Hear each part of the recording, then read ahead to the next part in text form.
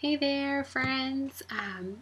My name is Madison, like I said in my introduction, and I just wanted to give you a quick overview of what to expect in this class and sort of explain a little bit of what I've learned about how oils work with our emotions. It might be a little bit of a different concept. I know when I first got my oils, I didn't really understand, the topical application and even inhaling them or using them for cooking. I could get that, but it was a little bit more difficult for me to understand how they worked emotionally. Even though I saw them working, I saw oils like joy and stress away working for my emotions, but I didn't really know how. So what you will see in this class is a lot of talk. We will only be speaking about Young Living oil. So when you hear us refer to any essential oil or supplement, we are only talking about Young Living. That is why we taught you about the seed to seal quality of Young Living. We will be talking a lot about feelings, lots of emotions going on in the foster adoptive world with kiddos, with your family, with yourself, your other children in the home, whether they be adopted or biological, even involving friends, family members, teachers, everyone involved whenever you are in this little bit of a crazy world has lots of emotions going on. So we're definitely going to be talking a lot about that. You will probably hear as our CS reference Dr. Karen Purvis and TBRI, or the Connected Child. We'll make a list of some resources that really have nothing to do with oils but are just fantastic resources for attachment and behavior and different kinds of things for foster and adoptive families. Dr. Purvis recently passed away, but her research has been instrumental and life-changing for me and our family. And she coined the term children from hard places, and I think it really encompasses a lot. It may encompass a child who's grown up in an orphanage, who was institutionalized, a child who was abandoned, a child in foster care or in a group home. It can include an adoption or a foster care scenario where they're reunified. It might even apply to yourself, being a child from a hard place, even if you were never in foster care or adopted. So I think it's a really great phrase to use, children from hard places, and I hope that term kind of encompasses maybe everybody in this group. What you won't see is we're not going to be talking about diagnostic words or specific conditions. We would just encourage you to seek medical professionals. If you have any questions, counselors, those kinds of things are all wonderful resources for that, because that's not what we are. We are just, Danielle and I are just sharing from our experiences as foster parents and my experience as an adoptive sibling, and then applying the knowledge we have about essential oils to that. I do want to be sensitive to all the types of history, whether it be, like I mentioned, orphanage, group home, institution, maybe a history of trauma yourself. So I just want to do a really quick snippet of some things about attachment and development that I've learned through my training to teach the foster care classes and through my own research and sitting under some really great teaching.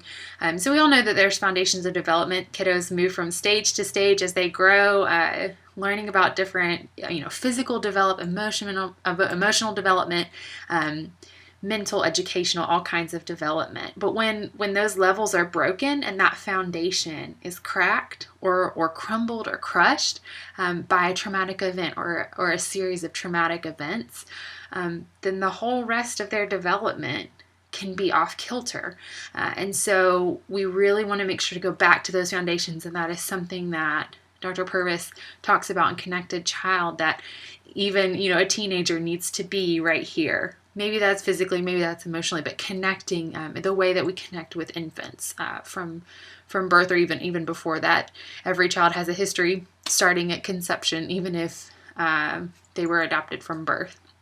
Kiddos in care, kids from hard places, live in the basement brain. The basement brain is where we have the amygdala and fight, flight, or freeze. So a lot of us have heard of that. If I threw a snake in the middle of the floor, some of you would fight it, you brave souls. Some of you would flee, which is totally me. And some of you would freeze. So that is where we live when we have those moments of crisis. But kids from hard places live in their basement brain pretty much all the time. And so that's why you might see some severe reactions or some trouble regulating their sleep patterns, or regulating behavior, regulating themselves in general, because they are constantly living on edge from experiencing trauma in their past. So that's the limbic system that controls a lot of our emotions, as well as things like heart rate, blood pressure, breathing, memories, and stress levels. So they live down there. And if you can imagine, living in fight, flight, or freeze all the time produces a lot of stress. And so they're living in a constant state of stressors. So that's just a little bit of the background. Again, I am not an expert by any means. This is all from being taught by wonderful, wonderful people. And I really encourage you guys to go look at some of the resources that we're going to post at the end of class if you want to know more about all of that. But it helps give compassion and understanding for kids from hard places, because when you know that they're living in their basement brain and they're living in fight, flight, or freeze, then it's really not about the toy or whatever situation, or the seatbelt, or whatever this little thing was. It's not about that. It's about their living in fear.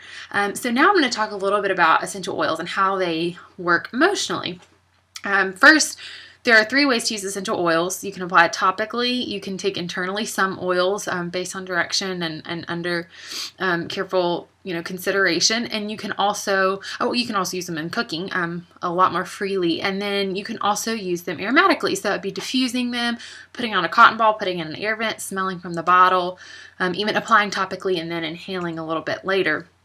When we inhale a fragrance, it travels up our nose to the olfactory receptors, which is just 1 square inch of our nasal cavity. So it's a very small area.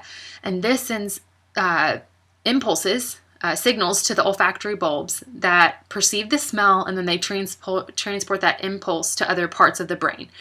So that would be like you smelling something and then it transporting it and telling you what it tastes like. It can even trigger emotional memories. I don't know how many, I'm sure so many of you have an emotional memory that's triggered by a smell. Mine is the smell of sausage and biscuits always reminds me of my grandparents' house, because that is what they eat for breakfast every single morning. So if you spend the night there and you smell that wafting through the air, I mean, that's exactly what I think of. So I'm sure we can all identify something that we smell that triggers a memory. So the limbic lobe of the brain is the emotional control center. So when we're smelling these essential oils, these are crossing the blood-brain barrier and getting into those systems.